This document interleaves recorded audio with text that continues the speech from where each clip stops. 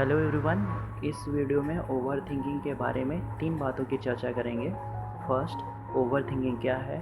Second, over thinking के कौन कौन से कारण हैं। थर्ड, ओवर थिंकिंग से कैसे छुटकारा पाया जा सकता है। किसी छोटी बात पर ज़रूरत से ज़्यादा सोचना ओवर थिंकिंग कहलाता है। ओवर थिंकिंग का हमारे मानसिक और शारीरिक स्वास्थ्य पर बुरा असर पड़ता है, इसलिए ज़रूरी है कि ज़रूरत से ज़्यादा सोचने से बचें। कई लोगों की आदत होती है ज़रूरत से ज़्यादा सोचने की, फिर चाहे बात छोटी ही क्यों ना हो। जैसे ही कोई यदि किसी का तारीफ़ कर दे तो उसके पीछे उसका स्वार्थ जानने का प्रयास करते हैं। इन सभी बातों के बारे में लगातार सोचना नकारात्मक और तनाव का कारण बन जाता है। इस वजह से व्यक्ति का मानसिक स्वास्थ्य पर बुरा प्रभाव पड़ता है। ओवर थिंकिंग के कई कारण हो सकते हैं। फर्स्ट, बचपन से पड़ती आदत। खासतौर पर बचपन में यह आदत लगती है।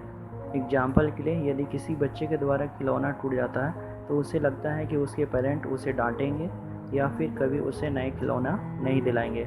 बच्चा इस बात को लेकर चिंतित रहता है, इसलिए वह ओवर थिंकिंग उसे सुरक्षित एहसास नहीं दिलाती है।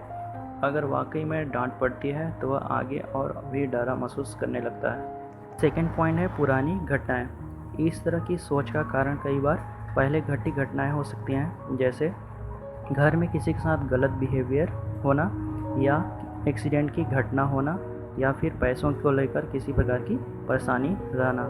इस कारण ये सब बातें मन में घर कर जाती हैं और फिर वही नज़र आती है। यदि कोई घर देर से आता है तो लोग सोचने लगते हैं कि कहीं एक्सीडेंट ना हो गया हो।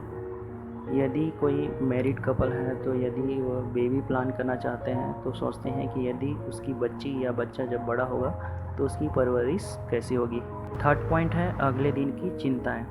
महिलाओं में यह समस्या अधिक देखी जाती है कि वो अगले दिन को लेकर अधिक सोचती हैं कि सुबह नाश्ते में क्या बनाएं, खाना क्या बनेगा, टिफ़िन में क्या रखना है, सब्जी नहीं है, बच्चे ये नहीं खाते आदि।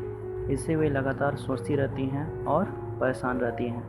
धीरे धीरे ये आदत हर बात पर लागू होने लगती है। लगातार विचार करना दिनचर्या को भी प्रभावित करती है और मानसिक स्वास्थ्य को भी। ओवर थिंकिंग के कई अन्य कारण भी हो सकते हैं, जैसे कि फर्स्ट, कुछ लोग ज़्यादा सोचते हैं क्योंकि इससे सहानुभूति और दया मिलती है जो उन्हें सहज महसूस कराती है। सेकेंड पॉइंट है कई बार अधिक सोचना टालम टोल करने या फैसलों से बचने का एक बहाना भी हो सकता है।